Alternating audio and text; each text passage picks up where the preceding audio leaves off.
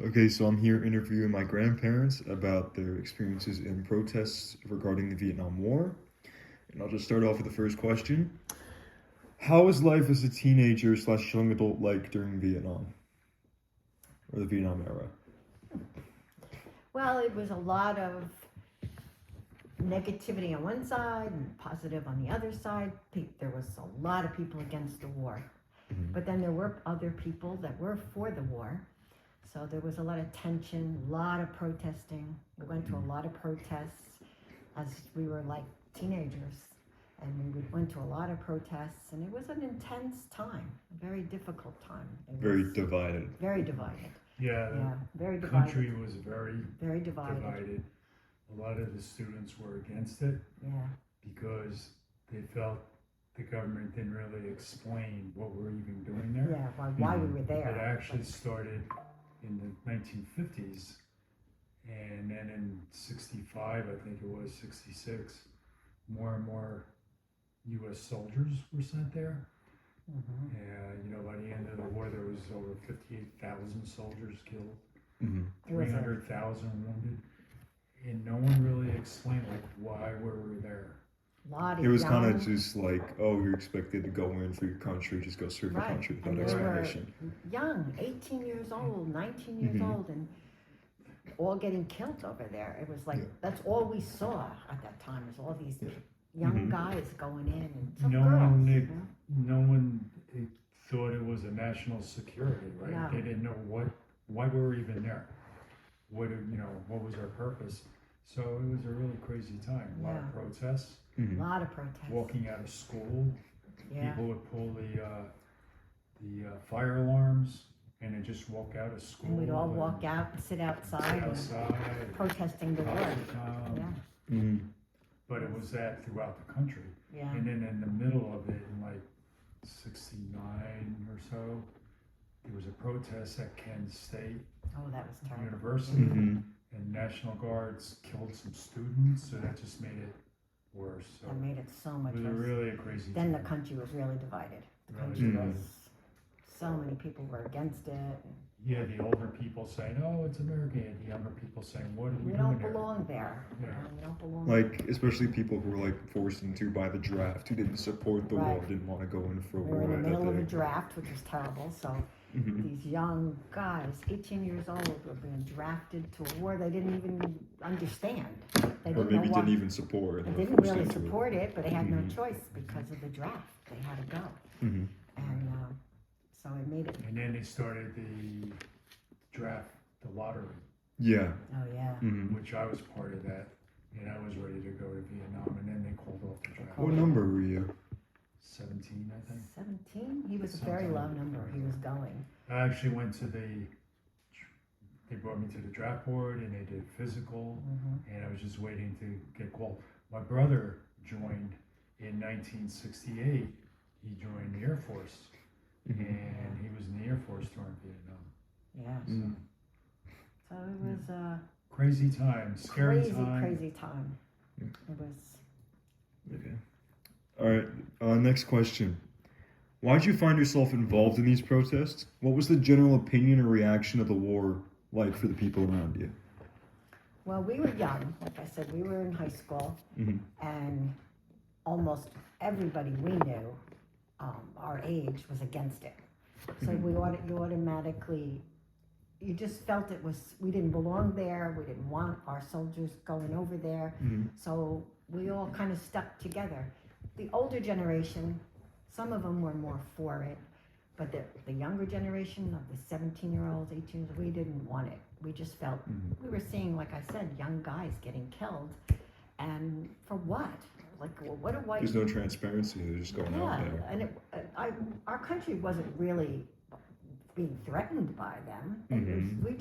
We didn't belong there. That's how we felt. So Mhm. It's not that It they wasn't weren't. it wasn't necessary. Yeah, I mean, it's not that kids weren't patriotic. They would defend their country, but they didn't know what they were defending. right. It What was was never the- really explained. What was the to us, like, risk to us over in Vietnam? So Right. it just seemed senseless. senseless. And then once the students were killed at Kent State, then forget it.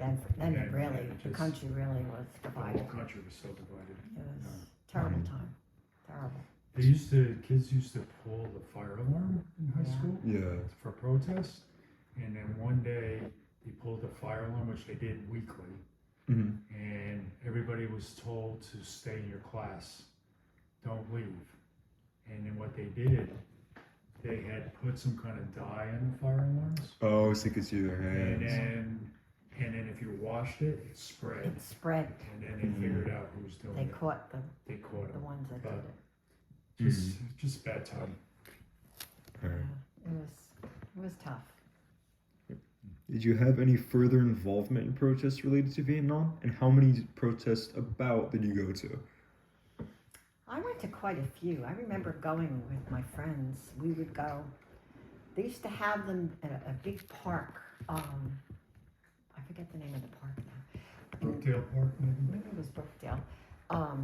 And they would announce that there going to be a protest, the Vietnam protest, and a whole bunch of my friends, we would all go and we'd all protest. And I remember going to quite a few of them because I Was it- just didn't like the fact that how many soldiers were being killed so young. And like I said, Mhm. we didn't even know why, what we It were was doing. like people your age, like people Yeah. you could relate to. Yeah. So it Yeah. felt more personal. It did, because Mhm. they were our age. They were 18, 19, Mhm. and so it was terrible to see that. Was it kind of like a weekly thing? Was it like a, not weekly, but like, was it like usually like? There was at you know, least one a week, Mhm. sometimes It was always more. someplace. There's always somewhere. There's always something somewhere happening. Always. It was constant having. Constant. We had them all the time, all the time. Because our generation was so against it. They would put together these protests all the time and send out flyers. And Mhm. so I was at least once a week. But because there were so many people against it, I think that's how they finally ended it. Yeah. Because the support for it was just. The support Right. was going away. The casualties were mounting up. Terrible. I don't know if And you. they just take these guys and girls and whatever and drop them in the jungle and Oh, they don't even know what they're doing there. So. Yeah. I think especially when I want another thing on it. That's not on the question sheet, but I want to ask you on. After the war, it was revealed through documents that were classified that the government knew that Vietnam was going to be a stalemate and that they couldn't win it, but they didn't release that to the public until after the war. oh, I think that Really? was again a big contributor to like that like uncertainty of like, oh wait, we're not even going. Like Right. we're not even gonna win. Why are we here? why are we there? So that kind of like built into your beliefs, kind of. Yeah, yeah. Did that change your trust in the government afterwards, or? Well, it did a little because like I said, they never really explained why are we there. What is the goal really? Yeah. Because we were going over there, shooting people. Our soldiers were getting shot, and there was never really like a goal. We felt like, and it just seemed like your trust. Yeah, you started to have, you started to untrust the government a lot because Mhm. that was a lot part of all the protests. People were saying, the government. What are you hiding? What are you Wh- hiding? why can't you tell what us? are we doing? Like, Yeah. explain to us what Yeah, we're doing. why can't you tell us what we're doing here? Yeah, Why are you trying exactly. to hide it? Yeah. Right. The It's So like if that- if they yeah. knew that they couldn't win, but they kept it going, Why would you keep it going then? Because Like, you don't want to admit that you made a mistake. Mhm. Yeah. Meanwhile, so many people lost their lives. You lose some trust, yeah. Yeah. So was it really to sacrifice the lives of soldiers to save their own backs, basically? That's what it Yeah, felt That's like. what it felt It like. really did feel Mhm. that way. Mm-hmm. And Because they made bad mistakes. yeah. Mm-hmm. And they, they don't want to admit up to that. And to have a draft where you weren't even giving these young, Not even like A as just choice. enlisting. You were forced you into were it. forced. Yeah. So that was the part that was upsetting too. Like, You know, when I was called to the draft board, right, and I went for a physical, Mm-hmm. right? So they said, okay, then you just have to wait till they call you. Mm-hmm. But what they did is they put us all in a big room and they said they tried to get us to sign the papers Yeah, that put we would pressure. join that day. And they said that if you don't join now, you're going to end up on the front line in Vietnam, so you might as well sign now. Yeah, they would put pressure on you. Say, put pressure So on it's you. very manipulative Yeah, too. it was. It was very manipulative. was. Yeah. It was very manipulative. So I guess it's an even bigger reason to fight against it because what not only you're hiding what you're doing there, but you're also trying to force us You're into forcing, right? Exactly. So I chose yeah. not to sign. I figured I would wait, it. Mm-hmm. see what And happens. it worked out. And then President Nixon called off the draft. Mm-hmm. Thank God. It worked out. Just was- within, I don't know. It was close It's very to close. you going. It was Going very away, close. yeah. Yeah. Yeah. It was, I mean, I know people from my neighborhood that went and died, you know. Mm-hmm. oh yeah. Yeah. We used to hang out in a park where we grew up as kids, and one of the kids that hung out there was drafted, and he Mhm. died, and they named the park after him. And to Hmm. this day, that it was sad, like Yeah. because you Mhm. knew this kid. He was an Yeah. 18-year-old. He's kid. people you can relate to, Yeah, right? And he got sent over to a war he that was drafted to go And over to a Jack- war. And this was different because it wasn't like World War II where, you know, there was like Pearl a, Harbor was bombed. yeah, there was like a cause to fight It for. was You a were cause. just sent over without Right. being told what exactly, it was for. Exactly. Both Yes. our fathers Fought in World War II. fought in World Yeah. War II, and they volunteered when they were 17. Yeah. They volunteered. They Yeah. volunteered. Mm-hmm. Mhm. Right, they weren't, everybody was doing that, right? Yeah. And then say 9/11, we were attacked.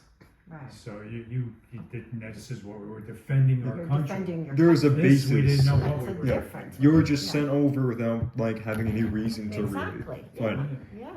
Exactly. Mm-hmm. It was, Alright. Thank goodness for President Nixon, who finally ended it. They ended it, but you know, what did we accomplish now?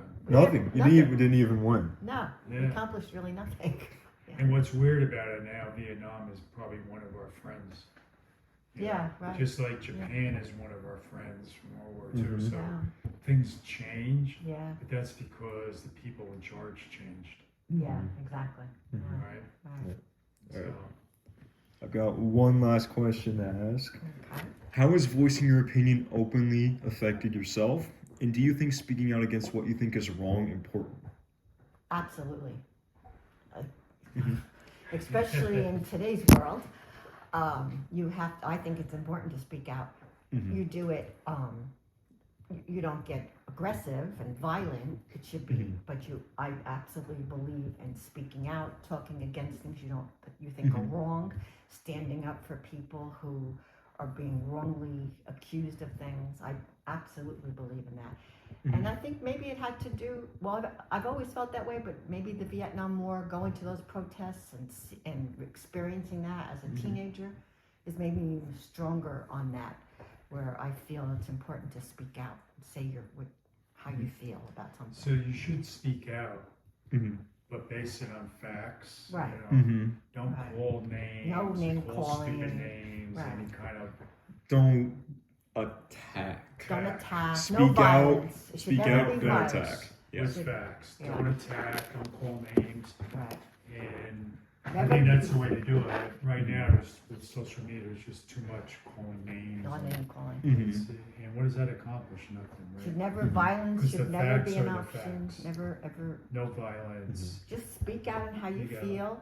Mhm. Protest. Especially when, like, for example, the government's going against your wishes or like not being Right. transparent, like the Right. war, like you Right. said. Because I do believe that if enough people got together and protested something Mm-hmm. with no violence, just speak your mind, it could make change. It'll change. The government might listen and actually say, all right, As maybe we in, should relook at this situation or something, So I as think in it's- Vietnam too, Yeah. with people, the public opinion changing against Right. the war. The public which- opinion can help sometimes if you Mhm. speak out. And if you just talk and you don't call names and all that, right? Because that's what people do now without listening. Right. Maybe people would listen to how you feel. Right.